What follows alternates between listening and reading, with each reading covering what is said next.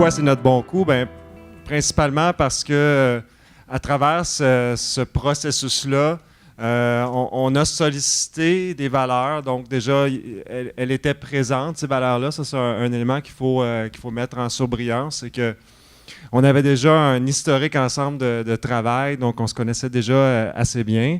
Mais ces valeurs-là se sont aussi développées en travaillant les séquences d'apprentissage essentielles. Et c'est ça qu'on voulait relever avec vous aujourd'hui.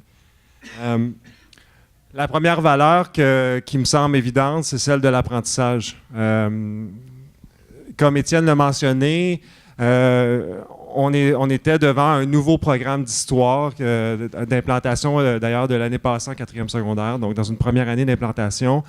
Et donc, la valeur apprentissage est exprimée pour les enseignants, mais aussi évidemment pour les élèves. Pour les enseignants, parce qu'on avait à apprendre ce nouveau programme-là, les attentes, les nouvelles compétences. On avait aussi, dans notre séquence d'apprentissage, un obstacle majeur qui s'est mis sur notre route. C'est l'absence de progression des apprentissages dans le programme d'histoire du Québec et du Canada. Donc, on a ce qu'on appelle une précision des connaissances. Donc, on a uniquement des connaissances, donc des apprentissages de surface. Donc, il fallait réfléchir. Donc, vous voyez le travail de réflexion, donc réfléchir aux attentes du programme. Et on a commencé à... On n'avait donc pas dénoncé comme dans la progression des apprentissages, donc on a commencé à sortir la taxonomie de Bloom et commencer à réfléchir à des verbes d'action qui exprimaient des attentes élevées, mais en même temps qui correspondaient aux attentes du programme. Donc, expliquer, comparer, synthétiser, inférer, analyser. Donc, fixer ces attentes-là, ça a été tout un apprentissage qu'on a fait. Puis, en ce sens-là, les élèves aussi, les attentes ont changé en classe. Et ça, c'est tout un apprentissage aussi. On a remis la séquence d'apprentissage aux enfants également. Donc, les élèves sont au courant, finalement, des attentes qu'on a envers eux. Ça, c'est un apprentissage quand même assez important également. Les enseignants ont aussi appris dans ce processus-là, dans le sens où il fallait établir un profil de sortie. Donc, définir, dans le fond, c'est quoi les attentes qu'on a de l'élève de 4e secondaire. Évidemment, l'épreuve ministérielle nous aidait grandement, mais on est allé plus loin que ça. Et donc, par la suite, planifier à rebours. Donc, qu'est-ce qu'on va faire en 3, qu'est-ce qu'on va faire en 4? Donc, dans ce processus-là, ça a toujours été présent dans notre esprit. J'ajouterais que dans le fond, les élèves apprennent aussi maintenant, sans doute dans une certaine mesure avant aussi, mais de manière plus explicite maintenant, les grandes idées du programme d'histoire. Les ricains disent les big ideas, donc les grandes idées étant la pensée historienne, la pensée critique en histoire, et donc les habiletés cognitives inhérentes à tout ça. Donc ça, c'est quelque chose de quand même important pour l'équipe.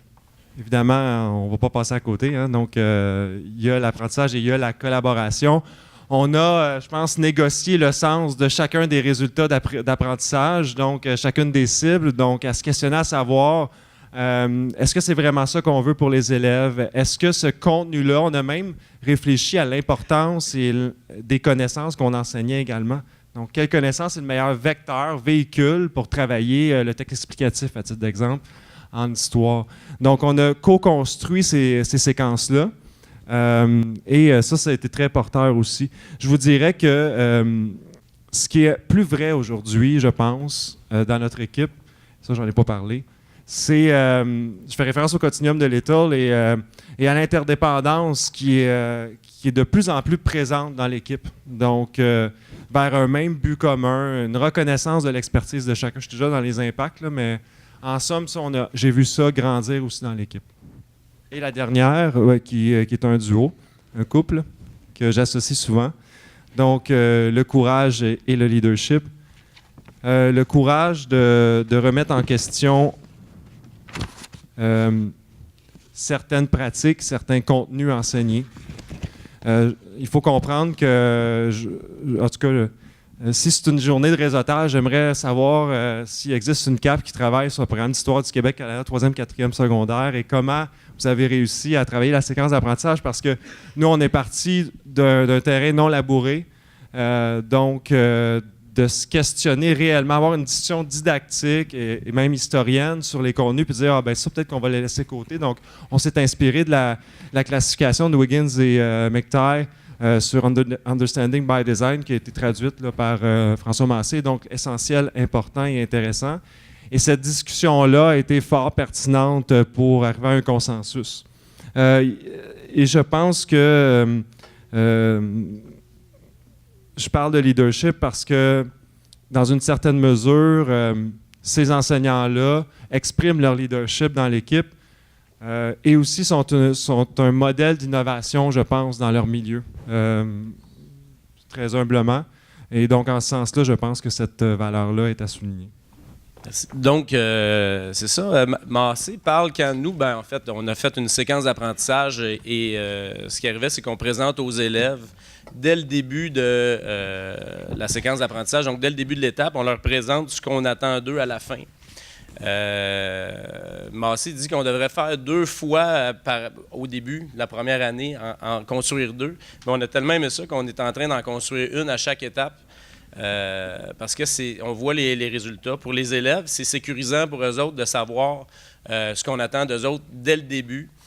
Ça les met en confiance, ça diminue le stress, ça augmente leur engagement parce qu'ils savent déjà qu'est-ce qu'on veut. S'il manque une séquence, ils peuvent de façon autonome aussi aller chercher les réponses, donc ça les responsabilise. Et je suis dans la fin de la première séquence, puis je leur donne un examen, ils me disent, il y a un élève justement, pas un élève très fort normalement, il me dit, il y a un examen, qu'est-ce qui va arriver, je suis super stressé, puis là je dis, prends ta séquence d'apprentissage, regarde qu'est-ce que j'attends de toi, puis dis-moi s'il y a un problème, puis là il était tout surpris de voir que finalement, il était capable de pratiquement tout faire, donc ça a été super gagnant. Je ne sais pas ça va être quoi son résultat d'examen, on verra. Mais en tout cas, moi, il m'a donné confiance. Donc, probablement que lui aussi, ça l'a mis en confiance. Et je sens déjà, parce que le travail a été fait en secondaire 3, qu'ils sont mieux outillés quand ils arrivent dans ma classe en secondaire 4. Donc, ça aussi, c'est intéressant. Au niveau des enseignants, c'est très positif aussi. Mais première chose, moi, j'entendais souvent parler du prof de 4. Je ne savais pas qui il était. Je ne savais pas dans quel coin de l'école il habitait.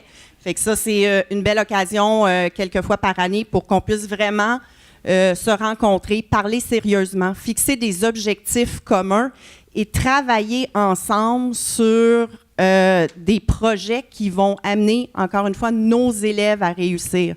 Parce que souvent, en tout cas, je l'ai déjà vécu, par exemple, tu travailles en 3, tu te dis quel sera le résultat de mes élèves à la fin de l'année. L'année prochaine, je m'en occupe plus, ils s'en vont en 4, puis le prof de 4 s'arrangera avec eux.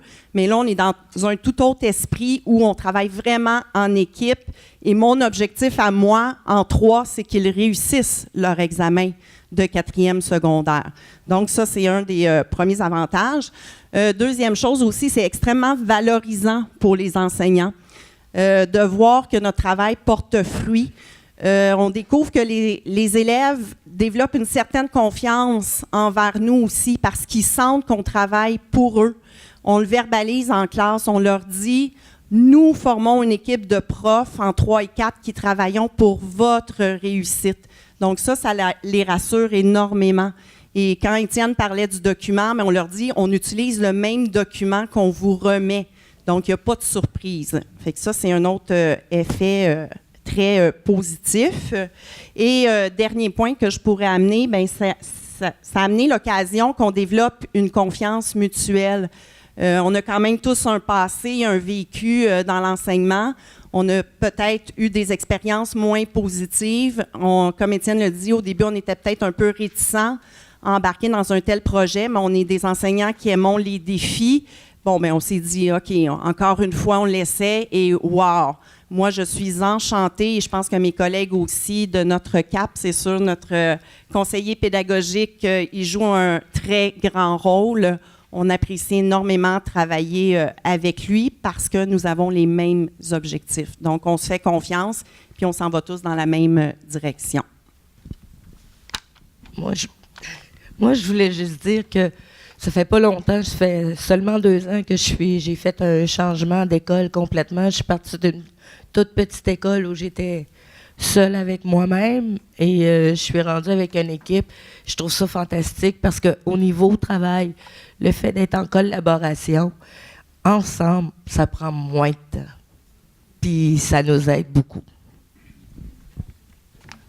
Je pense que c'est le mot de la conclusion, Nancy. Merci.